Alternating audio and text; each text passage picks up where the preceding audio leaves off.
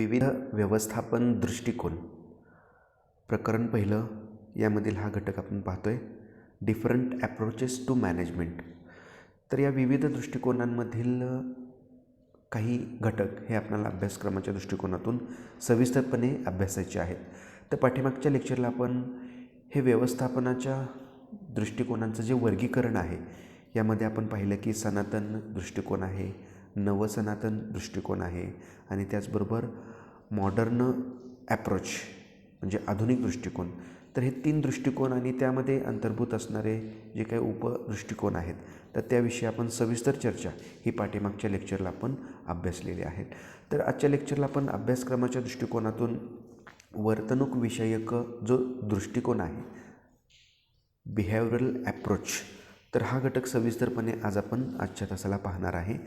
तर आजच्या या प्रेझेंटेशनमधील जे घटक आहेत तर पहिला घटक असणार आहे वर्तणूक विषयक दृष्टिकोनाचे घटक, इलेमेंट्स ऑफ बिहेवियरल ॲप्रोच. तर हे असे विविध घटक कोणते आहेत हे सविस्तरपणे आज आपण अभ्यासायचे आहेत. यानंतर दुसरा प्रेझेंटेशनमधला जो पाठ असणार आहे तो वर्तणूक विषयक दृष्टिकोनाची वैशिष्ट्ये काय आहेत. तर या पहिल्या घटकामध्ये आपण हे दृष्टिकोनाचे घटक जाणून घेतल्यानंतर त्या घटकांनंतर आपणाला याची वैशिष्ट्ये सविस्तरपणे मांडता येऊ शकतात. तरी शॉर्ट्समध्ये जी काही वैशिष्ट्ये आहेत या वर्तणूक विषयक दृष्टिकोनाची तर ती मी यानंतर मांडणार आहे. आणि शेवटी वर्तणूक विषयक दृष्टिकोनाच्या मर्यादा काय आहेत किंवा त्याच्या ज्या लिमिटेशन जे आहेत तर या लिमिटेशन्स काय आहेत तर या शेवटी पाहणार आहेत. तर सुरुवातीला आपण या प्रेझेंटेशनमधला पहिला जो घटक आहे तर त्या पहिल्या घटकाला आपण सुरुवात करूया. तर वर्तणूक विषयक दृष्टिकोनाचे घटक. तर हा बिहेवियरल ॲप्रोच जो आहे तर या दृष्टिकोनामध्ये व्यावसायिक संघटनेचा विचार म्हणजे मानवी घटक हा मध्यवर्ती मानून म्हणजे त्यानुसार काही घटक आपल्याला या प्रेझेंटेशनमध्ये मांडता येतील. म्हणजे हे वर्तन जे आहे वर्तन कोणाचं तर मानवी घटक. तर व्यवसाय संघटना कार्यरत असताना आपणा सर्वांना माहीत आहेच की 2 घटक असतात, भौतिक घटक आणि मानवी घटक. तर या भौतिक घटकांचा आपणाला तडजोड करता येते म्हणजे व्यवस्थापन करणं काही अवघड नसतं, परंतु या मानवी घटकांचं व्यवस्थापन करणं हे सुद्धा तितकंच महत्त्वाचं आहे. म्हणजे त्या दृष्टिकोनातून आपणाला हे मानवी घटकांचा विचार करून या मानवी घटकाच्या वर्तनाला हे खूप महत्त्वाचं स्थान या वर्तणूक विषयक दृष्टिकोनामध्ये दिलेलं आपल्याला दिसून येतं. तर व्यवस्थापनामध्ये जे विविध तज्ज्ञ होऊन गेलेले आहेत तर या तज्ज्ञांनीसुद्धा आपला अभ्यास करून हे वर्तणूक विषयक दृष्टिकोन काय आहे किंवा मानवी घटक जो आहे तर या मानवी घटकाचा किंवा त्याच्या वर्तनाचा या व्यवस्थापकीय क्रिया पार पाडत असताना काय परिणाम होतो तर यावर आधारित त्यांनी विविध प्रकारचे सिद्धांतसुद्धा मांडलेले आहेत. तर यामध्ये आपणा सर्वांना माहीत असेलच की आपण याच्या आधी मानवी संबंध दृष्टिकोनावर आधारित असणारा एक वर्तणूक विषयक दृष्टिकोन जो आहे तर यामध्ये मॅग्रेगर यांचा सिद्धांत असेल, त्याचबरोबर मॉस्लो यांचा थेरी असेल, त्याचबरोबर मेरी पार्कर फॉलेट असतील, चेस्टर बर्नार्ड असतील तर इत्यादी विचारवंतांनी आपणाला या मानवी वर्तनावर आधारित असणारे जे काही दृष्टिकोन आहेत किंवा जे सिद्धांत आहेत तर ते अभ्यास करून मांडलेले आपणाला दिसून येतात. तर आता यामध्ये आपणाला हे वर्तणूक विषयक घटक म्हणजे वर्तणूक विषयक दृष्टिकोनाचे घटक स्पष्ट करत असताना तर इथं स्लाईड्समध्ये मी हे घटक शॉर्ट्समध्ये इथं मांडण्याचा प्रयत्न केलेला आहे. पहा, तर इथं मानवी घटक डोळ्यासमोर ठेवून आपल्याला हा दृष्टिकोन आणि त्यामध्ये अंतर्भूत असणारे जे घटक आहेत ते आपल्याला इथं एक्सप्लेन करायचे आहेत. तर यामधील पहिला घटक पहा, 1 नंबरचा जो आहे तो व्यक्ती म्हणजेच त्याला इंडिव्हिज्युअल असं म्हटलं जातं. तर आता व्यक्ती म्हणजे काय तर प्रत्येक व्यक्ती तर ही दुसऱ्या व्यक्तीपेक्षा वेगळी असते. म्हणजे आपणा सर्वांना माहीत आहेच की प्रत्येक व्यक्ती या वेगवेगळ्या असतात. म्हणजे त्या व्यक्तींचा जर आपण विचार केला तर त्या व्यक्तीचं राहणीमान, त्याचं वागणं, बोलणं, चालणं, त्याचप्रमाणे त्याचं ज्ञान असेल, त्याची कुवत असेल तर असे विविध घटक आपण वर्तणुकीच्या दृष्टिकोनातून जर पाहिले तर हे डिफरंट असतात. म्हणजे एकसारखे घटक हे कोणत्याही मानवाच्या अंगी नसतात. हे प्रत्येकाला वेगवेगळं असतं. म्हणजे प्रत्येकाचं बिहेवियर, प्रत्येकाची वर्तणूक ही वेगळी असते. एकसारखी वर्तणूक आपणाला पाहाव्यास मिळत नसते. म्हणजे हाच एक पहिला घटक या वर्तणूक विषयक दृष्टिकोनामध्ये आपल्याला मांडता येईल की हा प्रत्येक व्यक्ती जे आहे तर ह्या दुसऱ्या व्यक्तीपेक्षा वेगळे असतात. म्हणजे त्यांच्यातील फरक हा आपल्याला समजावून घेतला पाहिजे आणि त्यानुसारच आपल्याला हे व्यवस्थापकीय कार्य करणं हे अत्यंत गरजेचं आहे. तर प्रत्येक व्यक्तीला म्हणजे त्याला स्वतःची मतं असतात, त्याला भावना असतात, त्याचबरोबर त्याला दृष्टिकोन असतात, त्याचबरोबर प्रत्येक व्यक्तीच्या श्रद्धा, अंधश्रद्धा. तर हा घटक जर आपण पाहिला तर हे सुद्धा डिफरंट असू शकतात. त्याचबरोबर त्यांचं ज्ञान जर आपण पाहिलं तर त्या ज्ञानामध्ये पण आपणाला त्यांची क्षमता, त्यांचं नॉलेज जे आहे तर हे सुद्धा डिफरंट आपणाला असलेलं पाहावयास मिळत असतं. त्याचबरोबर त्यांचं कौशल्य असतं. तर कौशल्याचा विचार केला तर हे सर्वच माणसांकडे किंवा सर्व माणसांकडे एकसारखी कौशल्य नसतात. तर ही प्रत्येक व्यक्तीकडं काही ठराविक स्किल हे चांगल्या पद्धतीचं असतं, काही व्यक्तीकडं ते स्किल नसणार आहे. म्हणजे अशा प्रकारे या सर्वांचा जो परिणाम आहे, या सर्वांचा परिणाम त्याच्या कामकाजावर झालेला आपल्याला दिसून येतो. त्यामुळे हे वर्तणूकविषयक दृष्टिकोनातील घटकामध्ये पहिला घटक आपल्याला इथं व्यक्ती हा घटक आपल्याला इथं सांगता येईल की या व्यक्ती या वेगवेगळ्या असतात आणि त्यानुसार मग तिथं लेखक जे आहेत तर काही लेखकांनी आपले विचारसुद्धा तिथं मांडलेले आपल्याला त्यामध्ये दिसून येतात. यानंतर दुसरा या वर्तणूकविषयक दृष्टिकोनाचा घटक आहे तो म्हणजे कार्यसमूह, गट, वर्क ग्रुप. तर या पहिल्या घटकामध्ये आपण पाहिलं की प्रत्येक व्यक्ती या डिफरंट असतात, त्यांचं नॉलेज, स्किल, वर्तन हे वेगवेगळं असतं. तर इथं आपण एखाद्या संघटनेचा जर विचार केला तर संघटनेमधले कर्मचारी काय करतात तर आपल्या संघटनेला जी ठरवून दिलेली जी उद्दिष्ट असतात तर त्या उद्दिष्टात येण्यासाठी म्हणजे आपल्या संघटनेनं ठरवून दिलेलं काम हे व्यक्तिसमूहातून म्हणजे एक गटाद्वारे ते काम केलेलं आपल्याला तिथं पाहावयास मिळत असतं. म्हणजे ज्याप्रमाणे प्रत्येक कर्मचारी एक व्यक्ती म्हणून वेगळा असतो त्याचप्रमाणे जेव्हा तो समूहामध्ये काम करतो तेव्हा तो समूहाचा घटक म्हणून एक प्रकारे कार्य करत असलेलं आपल्याला तिथं पाहावयास मिळत असतं. तर त्याचे वर्तनसुद्धा आपल्याला वेगळं असलेलं दिसून येतं. म्हणजे मानव हा एक समाजशील प्राणी असल्याने तर त्याच्या सामाजिक गरजा असतात. म्हणजे कार्यसमूह हे औपचारिक आणि अनौपचारिक स्वरूपाचे असतात. तर त्याचा परिणाम हा कर्मचाऱ्यांच्या कार्यक्षमतेवर होतो हे आपल्याला या घटकामध्ये इथे एक्सप्लेन करता येईल. तर अशा प्रकारे हा दुसरा घटक झाला कार्यसमूह किंवा गट. यानंतर तिसरा सहभागी व्यवस्थापन म्हणजे पार्टिसिपेटिव्ह मॅनेजमेंट. तर मॅनेजमेंट म्हणजे मुळातच आपणा सर्वांना माहीत असेलच की हा एक व्यक्तींचा समूह असतो.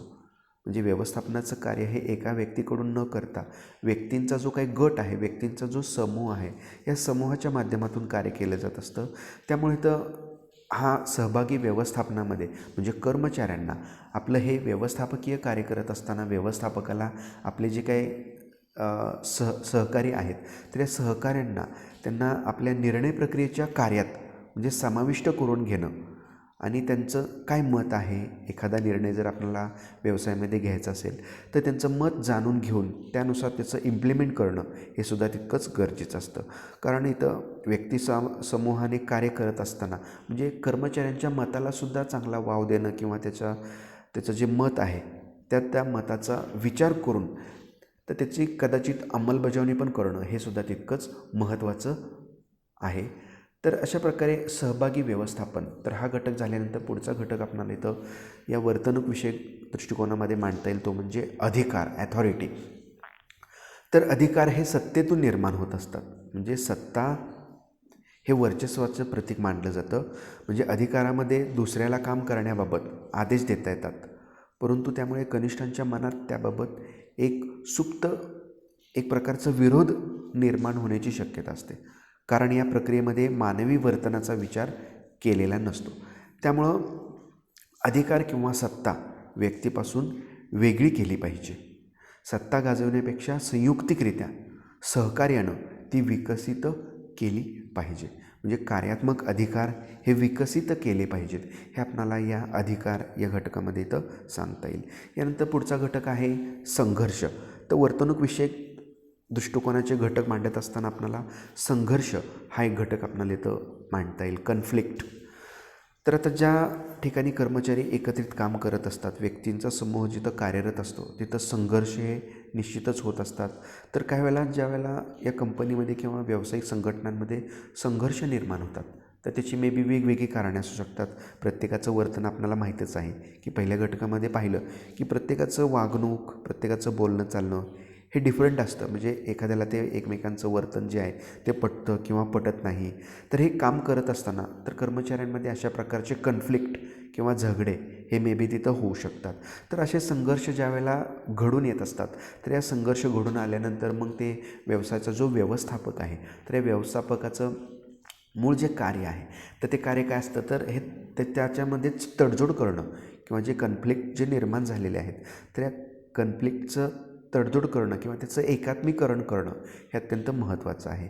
तर हा घटक आपल्याला या वर्तणूकविषयक दृष्टिकोनाच्या घटकामध्ये इथे एक मांडता येईल. संघर्ष हा सुद्धा व्यक्तींमध्ये आपल्याला पाहाव्यास मिळतोच. त्यानंतर पुढचा 6वा घटक आहे एकात्मीकरण, म्हणजे त्याला इंटिग्रेशन असं म्हटलं जातं. म्हणजे संघर्षानंतरचाच हा पुढचा घटक आहे की एकात्मीकरण. तर व्यावसायिक संघटना ही एक एकात्मिक घटक असते. म्हणजे संघटनेशी संबंधित सर्व घटकांमध्ये सहकार्य त्याचबरोबर समन्वय साधून एकात्मीकरण केलं पाहिजे, हे या वर्तणूकविषयक दृष्टिकोनामध्ये अभिप्रेत आहे. यानंतर पुढचा कंट्रोल, म्हणजे त्याला नियंत्रण असं आपण म्हणतो. तर या वर्तणूकविषयक दृष्टिकोनामधला हा सुद्धा एक महत्त्वाचा घटक आहे. तर नियंत्रण प्रस्थापित करणं, तर व्यवस्थापनाचं हे एक अत्यंत महत्त्वाचंच कार्य आहे नियंत्रण साधणं. तर हे नियंत्रणाचं कार्य करत असताना तर विविध कार्यांवर हे नियंत्रण प्रस्थापित जर असेल तर निश्चितपणानं आपली व्यवसायाची जी काही उद्दिष्ट आहेत तरी उद्दिष्ट चांगल्या प्रकारे तिथं सफल होऊ शकतात. त्यामुळं उद्दिष्ट पूर्ण करण्यासाठी हे नियंत्रणाचं जे कार्य आहे, कंट्रोलिंगचं जे कार्य आहे, हे सुद्धा मस्टच आहे. तर अशा प्रकारे या म्हणजे वर्तणूकविषयक दृष्टिकोन मांडत असताना काही विचारवंतांनी म्हणजे नियंत्रणाच्या बाबतीत काही आपलं मतसुद्धा मांडलेलं आपल्याला इथं पाहाव्यास मिळतं. म्हणजे नियंत्रण करत असताना त्यामध्ये समन्वयसुद्धा साधला पाहिजे. म्हणजे नियंत्रण हे व्यक्तीचं करण्याऐवजी तुमचं रिअल काय आहे किंवा तुमची फॅक्ट काय आहे तर हे विचारात घेऊन त्यावर आधारित तुमचं नियंत्रण हे करणं गरजेचं आहे. यानंतर पुढचा 8वा घटक जो आहे तर या वर्तणूकविषयक दृष्टिकोनातील तो म्हणजे नेतृत्व शैली, लीडरशिप. तर हे लीडरशिप व्यवस्थापनाचं एक आधुनिक कार्य समजलं जातं. तर चांगला लीडर जर असेल तर निश्चितच त्याचा फायदा तुमच्या व्यवसायाला होत असतो. म्हणजे व्यवसायाची उद्दिष्ट हस्तगत करत असताना हे नेतृत्व शैलीचं कार्य हे तितकंच महत्त्वपूर्ण मानलं जातं. म्हणजे सध्या व्यवस्थापनामधील हे एक आधुनिक कार्य समजलं जातं. तर मेरी पार्कर फॉलेट तर यांनीसुद्धा म्हणजे नेतृत्वाच्या जे काही जुन्या संकल्पना ज्या आहेत तर त्यांना विरोध केलेला आहे. तर हुकुमशाही किंवा अधिकारशाही नेतृत्व जे आहे तर ते त्यांना मान्य नाही. म्हणजे त्यांनी कार्यात्मक नेतृत्वाची संकल्पना हे त्यांनी मांडलेलं आपल्याला इथं पाहावयास मिळते. म्हणजे ज्या व्यक्तीचे कार्य प्रभावी ठरेल त्यालाच नेतृत्वाची संधी दिली पाहिजे असं त्यांचं मत आहे. म्हणजे नेत्याने इतरांच्यामध्ये एक प्रकारची प्रेरणा, एक प्रकारची मोटिवेशन देण्याचं कार्य त्यानं केलं पाहिजे. तसेच त्यांच्यातील जे काही नेतृत्व गुण आहेत, आपले जे सहकारी आहेत तर हे आपल्या सहकाऱ्यांमधील जे क्वालिटीज आहेत किंवा जे नेतृत्वाचे जे गुण आहेत तर ते विकसित करण्याचं काम हे सुद्धा त्यांनी करणं गरजेचं आहे. तर अशा प्रकारे हे वर्तणूकविषयक दृष्टिकोन हा पाहत असताना तर त्याचे घटक जे आपण पाहिलेत तर या घटकामध्ये मानवी घटक डोळ्यासमोर ठेवून तर त्यावर आधारित आपल्याला हे घटक या प्रकारे इथं स्पष्ट करता येतील. यानंतर हा घटक स्पष्ट केल्यानंतर आपल्याला वर्तणूकविषयक दृष्टिकोनाची जी वैशिष्ट्ये आहेत तर ही वैशिष्ट्ये आपल्याला थोडक्यात इथं मांडता येतील. तर ही वैशिष्ट्ये कोणती आहेत तर यामध्ये स्लाईड्समध्ये इथं शॉर्ट्समध्ये ही वैशिष्ट्ये मी मांडण्याचा प्रयत्न केलेला आहे. तर पहिलं वैशिष्ट्य काय मांडता येईल तर मानवी वर्तन समजून घेणे. तर आता आपण याच्या आधी जो घटक पाहिला वर्तणूकविषयक दृष्टिकोनातील जे घटक आहेत तर हे घटक आपल्याला मानवी घटकाचं वर्तणूक लक्षात घेऊन त्यावर आधारित आपल्याला ते असलेले दिसून येतात. म्हणजे त्यावर आधारित आपल्याला वैशिष्ट्ये सांगत असताना तर पहिला घटक सांगता येईल की व्यवस्थापन कार्य लोकांशी संबंधित आहे. त्यामुळं या लोकांचं वर्तन कसं आहे, प्रत्येक व्यक्तीचं वर्तन हे डिफरंट असणार आहे. तर ते वर्तन समजावून घेऊन त्या अनुषंगानंच आपणाला त्यानुसार स्ट्रॅटेजीज किंवा त्या प्रकारे प्लॅनिंग करून आपणाला ते नियोजनाचं कार्य करावं लागणार असतं. तर हे एक वैशिष्ट्य मांडता येईल. त्यानंतर कार्यक्षमतेवर परिणाम करणारे घटक. तर आता मानवी घटक हे डिफरंट असतात. प्रत्येक व्यक्तीचे गुण, प्रत्येक व्यक्तीचं ज्ञान, प्रत्येक व्यक्तीचं कौशल्य हे विविध प्रकारचं असतं.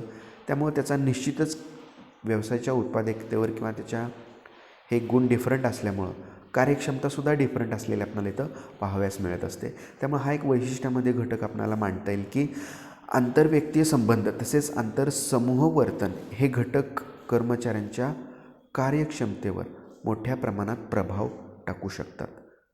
यानंतर तिसरं वैशिष्ट्य व्यक्तिमत्व समजून घेणं.